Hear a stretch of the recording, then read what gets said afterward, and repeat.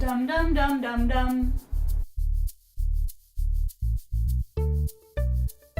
Hey guys, happy Halloween! I hope that you are having a fantastic day celebrating wherever you are and however you're celebrating. I realized that today is October 31st and I hadn't done my theater review for this month yet, so here we are. I actually went and saw Book of Mormon on October 11th, but I never got around to doing this and reviewing it, so here we are.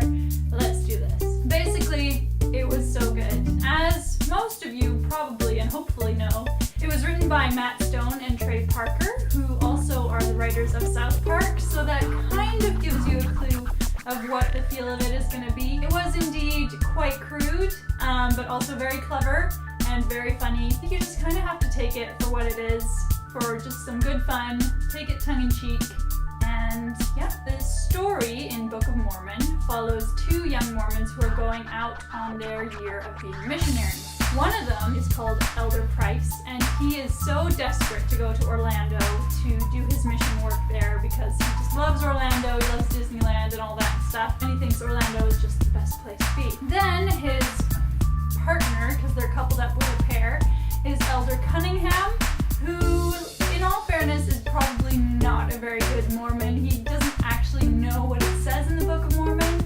He's a little bit of a nerdy guy. He just likes Star Wars and Star Trek. He's a bit of a goof and has a problem with lying to get people to like him. So these two are paired up.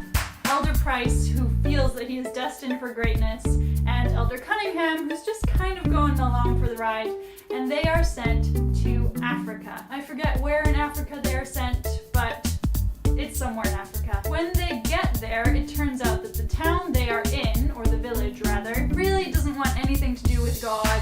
They're kind of peeved at him, and there's also a warlord in the area who is threatening to castrate the girls who are there, which is obviously not great. They try to teach them about the Book of Mormon. Everyone ends up getting confused. I won't spoil the ending for you, but it's a lot of laughs, a lot of fun, and it's just really good. Let's talk about the music. The first song they start with is Hello. Not Lionel Richie's Hello, but it's a different Hello where they ring doorbells and they kind of like harmonize over each other, and it's in canon and it's so good.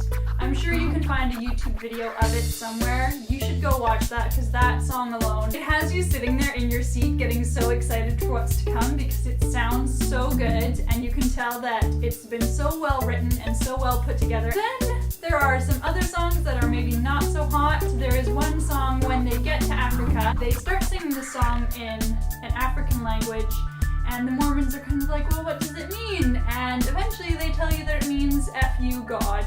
To me, that was a little offensive. I'm sure some people found it offensive as well. But then there's funny songs as well, like Baptize You. Elder Cunningham is finally going to baptize this girl. And they're like, oh, I've never baptized anyone before. It's my first time. So they kind of like make it a sexual innuendo type song. But in the end, he really does just baptize her. But it's clever and it's really funny. Another thing is that it's actually quite well choreographed. Like, it's just a feast for the eyes. It feels like what classic theater should be, but then kind of more crude. The classic show-tuney kind of songs with the classic sparkle and glitz and dance moves and tap dancing. It really is everything that you hope a theater show would be. You just have to be okay with the crudeness of it. The set, it's again classic theater, like what you expect. Basically a big painting almost as a background for the different settings. And then they had like things they could roll on and off, and like the transitions were very smooth, but it was just very like standard, this is what theater is. We have our background, we have our props that we move in and out, and it was good to see. I enjoyed it, but it wasn't unexpected. Let me put it that way. It wasn't like, oh my gosh, look how cool it is that they managed to work that in somehow. It was just like, okay, yep, that's how plays work. They have a background and then they have the onstage props. I also appreciated that in the background of Salt Lake City, Utah, the painting in the background, they had a little Tim Hortons there. I don't know if they actually have a Tim Hortons in Salt Lake City or if they're just having a little go at Canadians in the background there, but I saw it and I enjoyed it. Another thing that I enjoyed, and that's probably because I am a North American in London, I enjoyed just how overly American it is. A lot of the actors are from the States. They kind of over-exaggerate how boisterous and Americans are, which is great, and I really enjoyed that. Another funny thing, the person who played Elder Cunningham in the show that I went to see was one of the stand-ins called David O'Reilly, so his voice sounded a lot like Olaf from Frozen, and on top of that, the person who wrote the songs for Book of Mormon actually also wrote Let It Go from Frozen. So that's kind of an interesting connection there. Now, because the show pokes so much fun at Mormons, there was one thing that I actually thought was like kind of big of actual Mormons, is that they had ads in the playbill and it said like, the book is always better than the show or whatever. So I think that was really, really big of the Mormon community to be like, okay, we acknowledge that, yes, you're making fun of us, but we're going to take advantage of this situation. We're going to put our ads in your book. I think it kind of gave a nod to like, okay, yes, we are silly in a sense. And I always think that's kind of nice when people are able to be like, yeah, okay, that is a bit weird that we do that. It kind of made it feel a bit more okay to be laughing at these things. It almost felt like an endorsement from the Mormon community to be like, yeah, you can watch this, and yeah, you can make fun of us because we know that we are silly some of the time.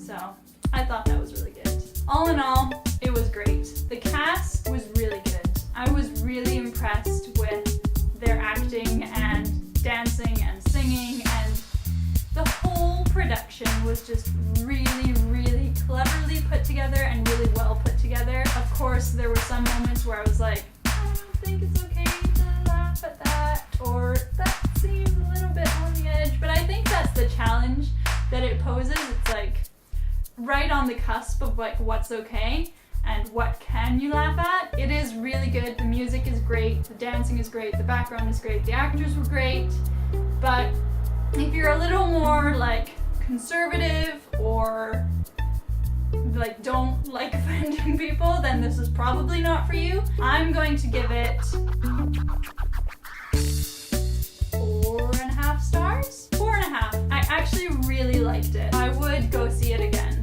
because it's so well done. I know I'm saying that over and over again, but it just really is. Like, all the reviews are giving it 5 stars across the board. I'm just taking a bit away because some of it was a little too much for me.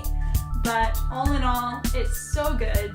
If you have a chance to see it, I know it's like sold out everywhere, but if you have a chance to go see it, to like buy scalp tickets from someone, do, because you won't regret it, I don't think. It really is really fun. So, next month, not sure what I'm going to see yet, but I'm sure we'll find out soon. And more vlogs of my travels are coming up in a couple days, probably, when I get around to it. Thanks for watching. Again, have a great Halloween, and I will see you next time. Bye, guys.